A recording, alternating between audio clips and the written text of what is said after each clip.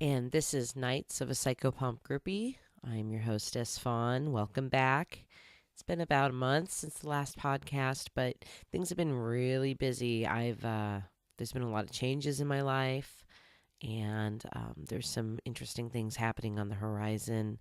And I'll just have to catch up with you guys the best I can. I got a part-time job working in the education field. I don't want to say exactly what it is I'm doing, but let's just say I work every day, and I enjoy it because, generally kids are cool.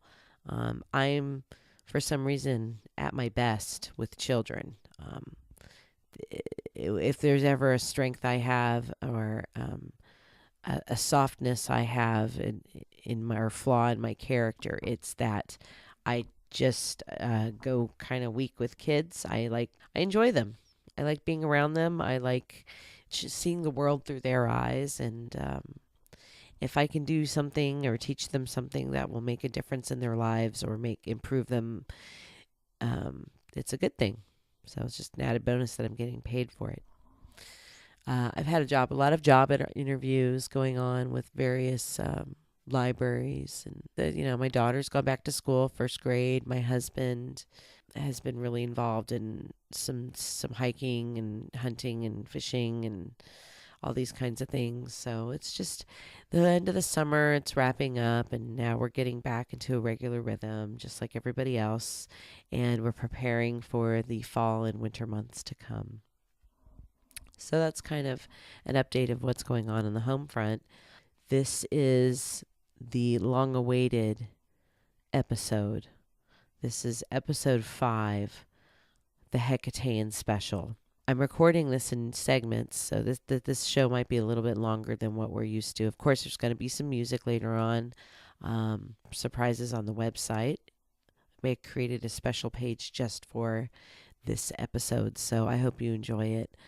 I wanted to start off because part of the program, I always do a rant or tell a story or give some, kind of anecdotal evidence of something, an experience that I had. So today, that's what I'm going to do. I'm recording this long before I have the rest of the show planned out. And I do want to point out, this is not scripted. I don't script the show at all. Every once in a while, I might have some key notes, just phrases or words to remind me to keep me on track of the topic because I tend to ramble. But other than that, this is a straight shooting from the hip kind of show. So pardon me if it's not very refined, or I tend to go in circles, but that's just the way it is because this is worked out and it's intuitive. It's working that way. But I thought I would start the show with giving a little bit of background about Hekate and how she and I met. Several years ago, when I was a young mother, meaning my daughter was still a baby, my Druid church turned their back on me. And I'll have to have another talk about that because this year I left. Talk about going for a full circle around things. A friend who was not interested in witchcraft in the least, or paganism, or anything of that matter like that, and not a very religious person at all. She decided that she wanted to start hanging out with me and these pagan folks and Druid folks that I'd been hanging around. So, who am I to tell somebody that they can't pursue any inkling of spiritual pursuit? So, she started hanging out, and long story short, she became involved with my women's group I was running. I wouldn't call it, I guess we were a coven, but it was primarily a group of women, and we would come together every month on the full moon. But we alternated. Like 1 month we would do a craft and 1 month we would do a ritual, so that It was satisfying the needs of lots of different self-identified women. Anyways, it was just a small group, and most of us were friends. And sometimes we would incorporate both ritual and craft. Like we would create an object that, like an amulet or something like that. Anyways, long story. Because she was involved in my druid or group and involved with my women's group, I think it was getting to be too much to handle. And plus, she was my best friend for the last, 15 years. I used to watch her kid, and she sometimes watched mine. Her son was a teenager, of course, by then, but by the time I had mine. But anyways, long story short, our very last ritual together was very difficult and uncomfortable because there was some animosity going on. She had some things going on in her life which caused her to basically break a vow she had made. And as a result of that, her husband had a complete and total psychotic episode. And her house started falling apart, and she was just having lots of unlucky things happening for her. And being a witch that I am, I saw this as something that would be toxic to our group. So I had suggested for our Samhain ritual that she please stay at home and not participate in ritual, because honestly I did not want that. And I had explained this to the other members of the group, the other participants, asked their opinion. We took a vote. Everybody voted against her coming, and she came anyway. That was a catalyst, because it goes back further, because our very first ritual we did was on New Year's to Janus and Hekate, because it was at the Crossroads. And for some reason, she decided that Hekate was going to be the goddess that she wanted to try working with. Even though Isis had been primarily who she was working with, she decided she wanted to do Hekate. I think for darker reasons, and whatever her motivation was what it was. And I had actually chosen Persephone.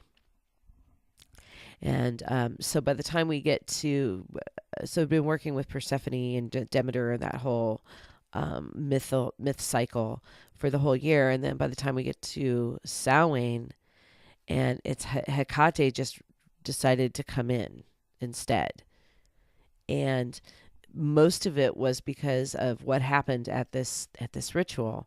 I can't recall exactly what happened because I'm not supposed to repeat what happened. But I will say the after effects that evening, we were sitting and having tea, and it was a bit of a heated debate. I was on one end of the table and she was on the other. And then as my cup of tea was handed to me, it exploded and burned my arm. I knew right then and there that was an omen that this needed to stop, that I could not engage with her any longer. So I went home, and it was during this time I moved houses and I stopped talking to her, and she got really angry. And so she told my druid group that they needed to have a meeting that did not involve me, so that she could air some grievances about me, and for other people supposedly to air some grievances. And as a result of that, I was voted out of the group as a due paying member. It was against our charter. It was against the rules. That's a whole nother topic, but it basically, she really stabbed me in the back.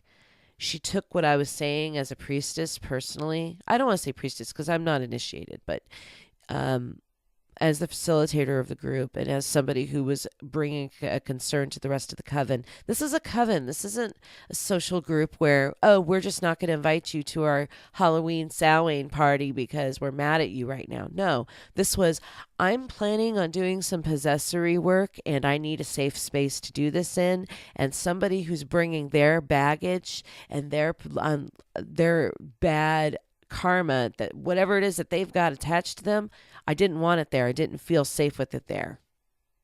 And that was really the bottom line. And, this is something I think that happens in groups sometimes, is that we want to please everybody. We want everyone to feel included. But at the same time, if they're carrying a bunch of, I don't want to say baggage, because everybody has baggage, but some people are touched by severe unluck, or they've got something on their head, and it brings an impurity. It imbalances a group. So, and this is something that's very delicate and that has to be handled right. But people take it really personally, and I understand that, but they need to look at the bigger picture of it and how their magical intent can get skewed or tainted by this energy that they're bringing with them. So if they're not going to spend the time, trying to purify and solve their problems, and really, she should have been there for her husband. Her husband's back at home, like pulling the electrical wire out of his walls because he thinks that the government has bugged his house. I mean, this is not a man she should be leaving alone with her teenage son. She should be at home, not out with her girlfriends. So even if she's coming from that mentality, that was the situation. Well, after this thing with my Druid group happened, that was just the last straw. And I just did not know what to do. I have always been my matron at that point had been Tara, and had been her for years. And I just felt like she wasn't going to give me the satisfaction I was looking for.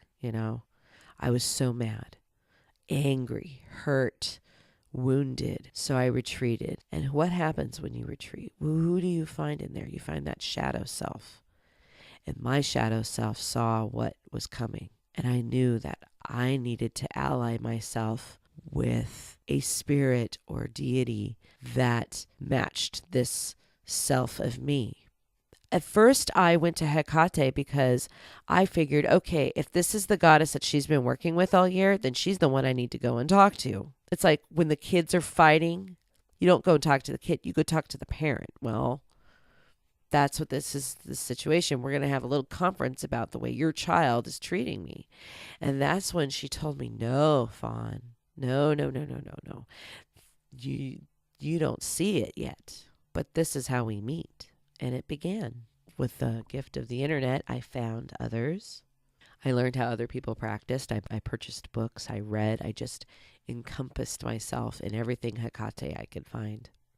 I found the Covenant of Hekate. And that didn't last very long.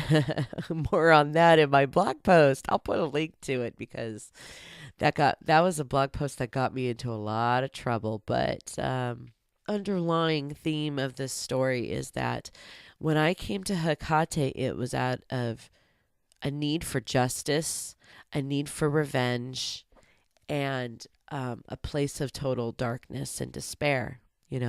My husband had taken a job in San Francisco, so I was alone a lot. With my daughter, my baby, she was still a baby. She was probably only 2, maybe 3 at the time. She was still little. She'd just been weaned off the breast, so there was this disconnection going on there that was caught. It was a very emotional time, hormonal time. But and it rained that spring and winter. I remember how it rained and rained and rained, and it just gave me a chance to really go into those deep places, into those quiet places, get wrapped up in the coils of Hekate and shed whatever hurts were there. And that's what I did. I went really deep for about a year solid. And then I started dreaming, and the dreams became more and more prophetic. And a specific series of dreams were something that have ended up changing my life. But at one point, after about a year, I decided, I'm just going to surrender and see what happens. I'm just going to treat Hekate as if she's like my higher true will, or my holy guardian angel, or, my higher self, my agathos daemon, and just listen and follow her instructions, because everything I ended up doing that I did, it did not fail. It just made me stronger and stronger. It made my family stronger and stronger. We became more and more financially stable and secure. It took me places that I wasn't expecting. We took chances that we weren't expecting, and so we ended up moving to the Bay Area and living there. And while I was there, I kept having these recurring dreams that were getting stronger and stronger, where I saw this location that was near a body of water, because I saw it from an aerial perspective. And it was a metaphysical shop. And as far as I knew, because even though all the dreams were different, the same themes occurred, which was this cult store that was near a body of water that had lots of stuff in there that I wasn't very interested in, but I was there to talk to an old Asian man. And whether he was the proprietor or just a teacher that hung out there, I never really got a clear vision on. So, first place I head to, of course, is Chinatown in San Francisco, and nothing there. Then I started going to the Mission District. I started hitting all the botanicas because those are really the places I prefer to do my occult shopping. But I didn't find anything there. And then, well, actually, I went to a Pantheon and attended a ritual with a group that was based in the Bay Area or in Oakland near the water.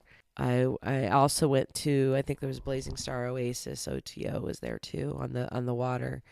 And I went there for a project for school just to kind of go and sniff it out, check it out. But it seemed too organized for me. So I just kind of let it sit on the back burner of my brain. But then I went to a service for Hekate at a different store that I'm not going to name, and met who would become my teacher now. He was not Asian, although his family did live in Japan, and his mother became pregnant while she lived in Japan, and he was born, I think, in the U.S., but he wasn't born in Asia. And he was a white guy, Caucasian guy, but he also practiced Tibetan Buddhism. So I went, aha! Here's the Asian connection. So so Hekate, I asked for things. She showed them to me in dreams. And this is the trick about doing oniromancy and dream interpretation, is that they're not always exactly as you think they are going to be. But I was open to the situation. You know, I was going around and checking stores. I was looking for this location. I was looking for this teacher. And, you know, and so what if I didn't find it, I was going to be okay with it. But she told me early on, might as well fucking say it. She told me early on, I want you to be my priest. Okay. And having the degree in religious studies and having been involved for 20 years in witchcraft, you know, I feel that I am an adept, but I'm definitely not a priest. So she could only take me so far, but the things that she wanted me to learn, she could not. I don't know why. She could, but she did not teach me. So that's why I tried the Covenant of Hekate, and that didn't work. And then, you know, I've always been a member of the Fellowship of Isis, but I joined Elysium and did an adeptship under the House of Hathor, Lady of the West, and did that 1-year program, and it was really good, but there was no other way. The second program was to be, you know, the next level would have been to become a priest or initiate or a priest, and I just wasn't feeling it. She talked me, she's like, this one's not it either. So I said, okay. I looked into my own Druidic church, their programs, to see what I could do to become a priest of Hekate, if this was even possible, and there really wasn't anything. So I was starting to kind of give up hope when we moved to the Bay Area, and I went, aha, I'm in the Bay Area. There's all kinds of stuff here, so I should start looking. So I did, but it wasn't until I started thinking about those dreams that I went, you know, I think I'm looking in the all wrong places. And that's when I was led to my teacher, who has been working with me for the last couple years, and I did my dedication work, and then now I'm getting ready in a couple of days to do my initiation to Hekate. I'm taking those vows on the path of becoming a priest. So this is big. This is a culmination of the last 3 years are coming to a head right now, and it's very, very intense, and it feels right. All the things fell into place, right? People complain that they can't make it to certain teachers. They don't have the money. They don't have the energy. They don't have the skills. They don't have the whatever. They're just excuses. If deity really intends for you to do what they want you to do, they will make it happen. The ancestors do the same thing. I've heard stories of people in, for example, other initiatory systems that, they have to pay to buy plane tickets, to buy offerings, to buy supplies, and feed people, and, for how it's very expensive. But if the spirits want you to do it, they will move mountains to make it able for you to do it. It happens. It's happened way too many times for anybody to say, oh, I can't do it because. No, you can't do it because you're not trying. Okay, say I'm quadriplegic and I don't have anybody to give me a ride to a ritual. I can still sit from home and attune. That's right. You don't have to physically be somewhere in order to receive the benefits of it. As we know from the internet, there are online covens as well. It doesn't substitute for the real thing, but it's the best you got. And that's the thing. Deity notices these things. They notice effort. When you put your best foot forward, there will be a step to follow. So that's just a little food for thought there, and a little bit of my backstory, my origin story of, because I'm not really a villain, but it's kind of, that was my big hurt that caused me to turn to the dark side of Hekate. Let's have some music. I'm your hostess, Fawn, and we'll be back in a couple minutes. So hang tight.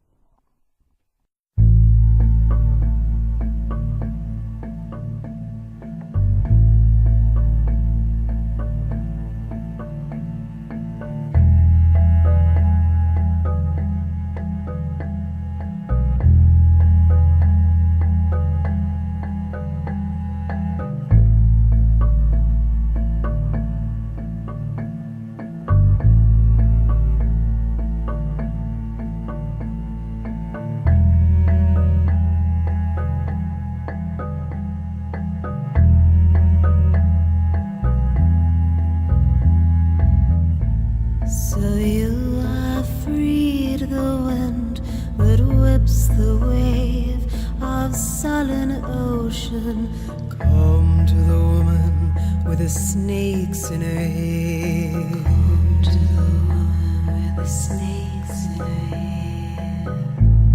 I offer honeyed wine of Leith. I offer her dark love.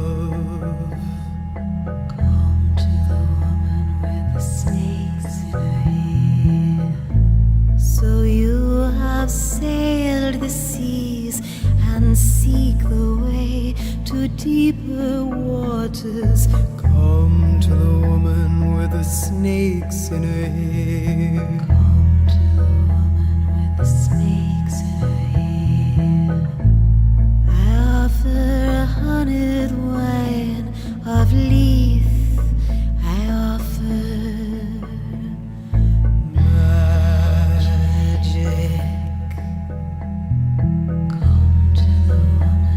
snakes in her hair.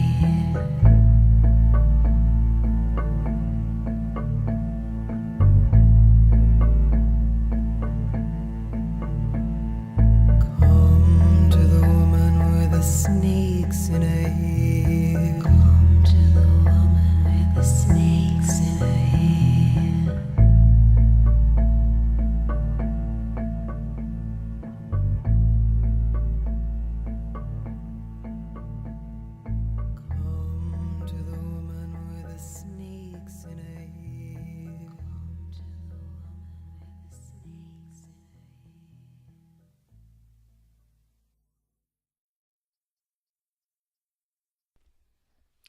One of my favorite tracks off of her album, The Lotus Eaters, that was from Wendy Rule, song titled Circe. As we all know, Circe was a character from the Odyssey, her encounter with Odysseus, and she was also a mistress of magic.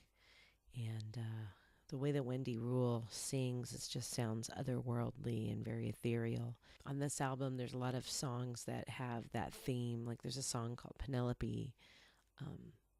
The Lotus Eaters, obviously, the main title of the album. Strange Little Soul Birds, Calypso, Ulysses. Those are all really great songs. But it's a good album. Wendy Rule is a good artist. Somebody I like to support as well. I have several of her albums. This is my favorite, though. This album's absolutely my favorite. Anyways, I'll play another track from her later on. A lot of people ask me where I get my information about Hekate or where I derive my practices from. And it's been an evolving thing over the past couple of years, almost a little bit bordering on obsessive, which I think is a good thing in this case. But I'm going to go through a couple of titles that I've enjoyed. I have a little stack of books sitting in front of me, and then I've got the books on my Kindle. So I've got my Kindle here and some other little tracts and things that over the years have just been helpful, or things that I found that weren't so helpful, or just, something to keep around as a reference. One of the first books that I purchased about Hekate was Hekate Liminal Rites, a study of the rituals, magic, and symbols of the torch-bearing triple goddess of the Crossroads. It's a long title. It by Sarita Diest and David Rankin, published by Avalonia. They have a couple different titles. They've got several titles, actually, concerning Hekate, but this one is probably my favorite. A lot of people like her Sacred Fires, and I bought it secondhand, and it's okay. It's an anthology, which I usually like, but because at the time I was trying to get more information about Hekate traditionally than other people's gnosis, but I recommend it for anybody who's a Hecatean devotee, because it's got a lot of inspirational stuff, stories, poetry, art. It would be a beautiful piece to be in color. I don't think the black and white images really do it justice, but it's a nice piece of work.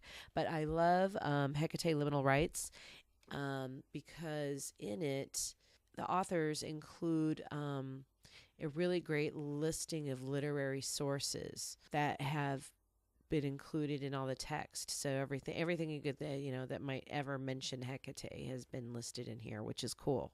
But yeah, there's lots of great stuff. The chapters are short, notation's really good. There's a really great list of references in the back.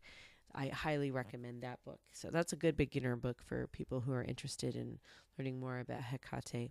Another book that Avalonia published was Hekate Keys to the Crossroads. I don't know if this is like a book that they published and then it was so popular that they decided to do her Sacred Fires, but it's another little anthology edited by Sarita Diest, published by Avalonia, with personal essays, rituals, recipes, artwork from modern witches, priestesses, and priests who work with Hekate. Anyways, a really long title. Basically, it's like the little synthesized version of Sacred Fires. It's okay, but I bought it when I was still kind of new, but it's got some neat stuff in it.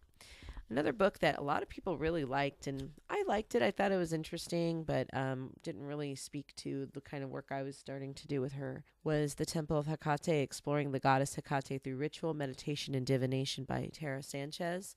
Another title published by Avalonia.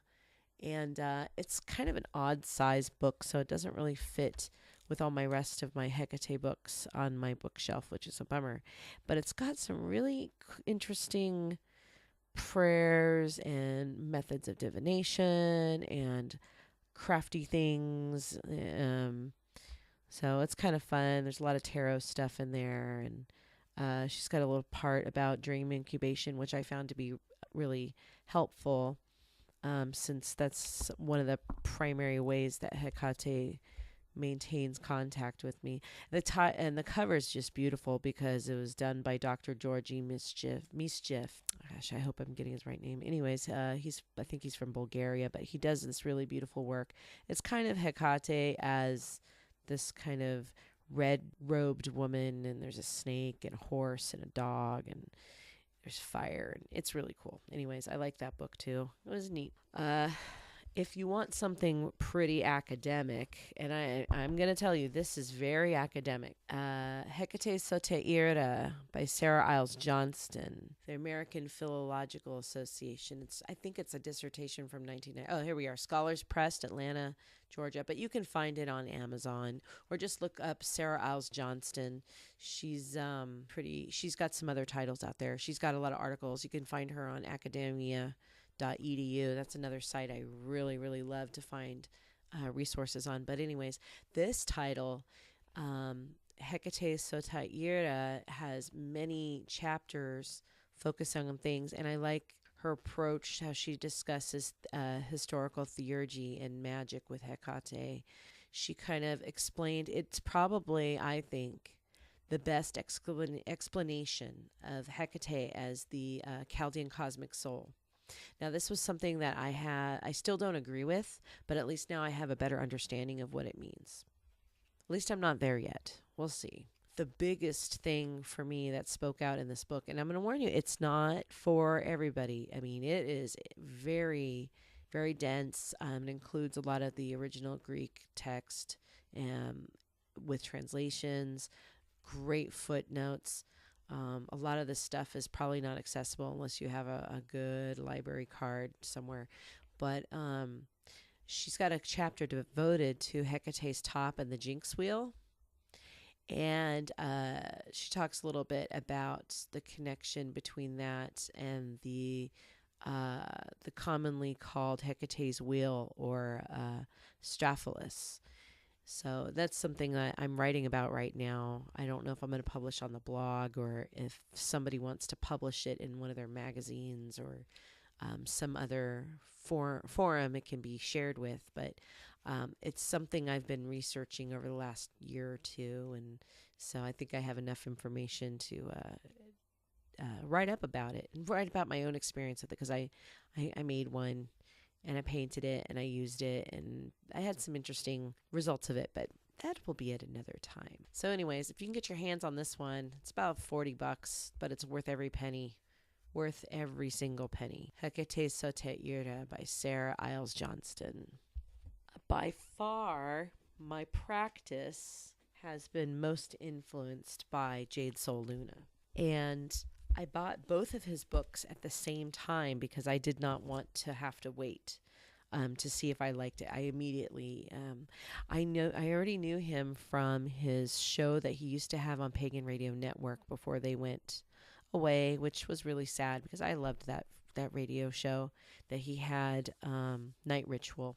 His music's really cool, and a lot of his earlier albums all included just chants about Hekate, and I identify a lot with him because he combines Eastern practices, in his case Vedic traditions, Hindu traditions, with Western concepts of Hekate. And as we all know, I have this Eastern background with Buddhism, and so I have always kind of had trouble reconciling my Western deities with my Eastern practices. And so he kind of opened the way a little bit for me to start really exploring how I could merge those two until I came upon Thelema and the work of my current teacher. But I still I love his practices and his chants. I still use them to this day. The first book he did was Hekate, Death, Transition, and Spiritual Mastery. I bought the second edition, and it's needs to be really edited, and that's something I wanted to work on, but I keep not finishing my master's program, and that has to come first, and so that's a whole nother deal.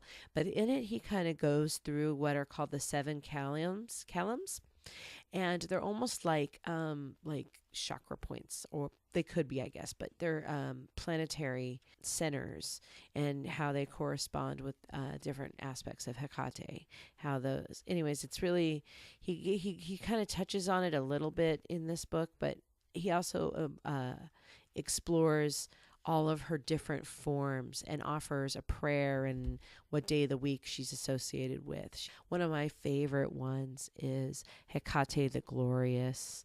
I love listening to him chant it, but I would take these and use them as a mantra. I'd use these invocations as a mantra, and I would run through them 108 times on my beads And it was really, really fun to go through all of them and try them all out. And I'm not really trained in Latin. I took a year of German and 1 semester of Spanish for having listened to some of Jade's recordings helped me immensely, because then I was able to at least work on the pronunciations a little bit better. The Nocticula chant as Hekate, Light of the Night, is one of my favorites too. The Demotic Invocation to Hekate, Bombo Hekate, that one I still use. And I think most people are really familiar with that one. Come infernal, terrestrial, and heavenly Bombo Hekate, goddess of the broad roadways. The crossroad, thou who goes to and fro at night.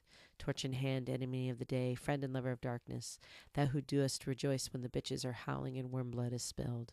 Thou who art walking amid the phantom and in the place of the tombs. Thou whose thirst is blood. Thou who doest strike chill and fear on mortal hearts. Gorgo, Mormo, moon of 1,000 forms, cast a propitious eye on our sacrifice.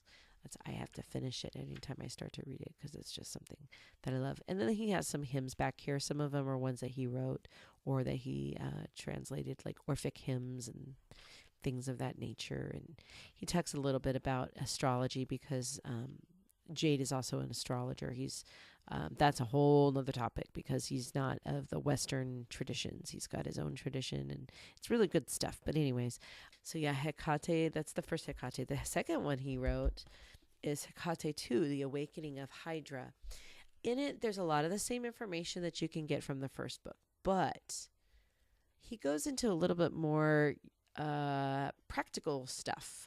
Like, he's got a chapter devoted to Hekate's magical herbs, because she's got her beautiful garden of poisons, like with nightshade and different stuff like that. So Hecate's body as a meditation.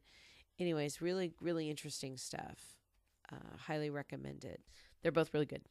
So Jade Soul Luna, check out his albums too. Tales of Moonface is probably one of my favorites, but I'm a little bit more into that electronica. He's doing a whole witch house thing now, which is kind of blowing everybody's minds. So it's, anyways, good stuff. I'm trying to think if there's any other Hekate books. There's so many out there. I wrote a couple book reviews on Hekate that are on my website. It's The Mist Eye of the Moon, and another one title by Shay Shepevsky. I think it was Lunatic Witchcraft, which is all based around Hekate. So you could find those on the website under book reviews. Anyways, let's have another song. This is Fawn. I'm the hostess of Nights of a Psycho Pump Groupie. And here's another title by Wendy Rule, obviously self-explanatory of why I'm playing it. We'll be back in a moment.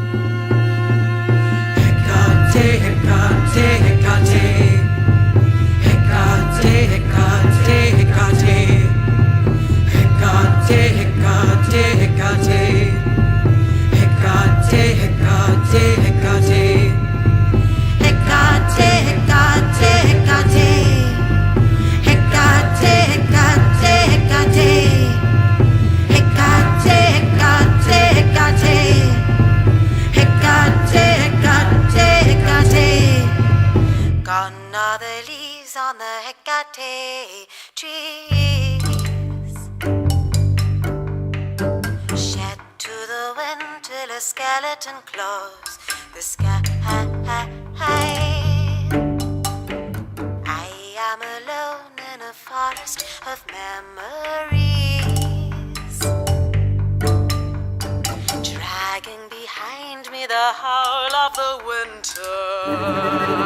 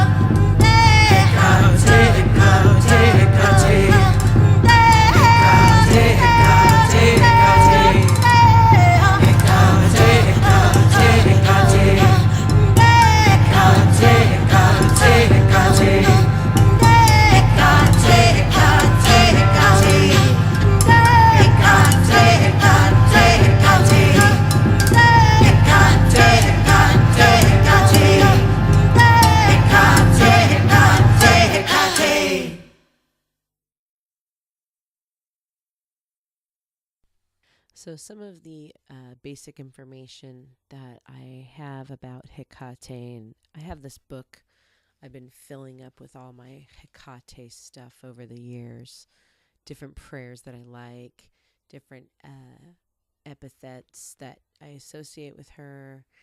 Um, she, her name Hekate means the distant one.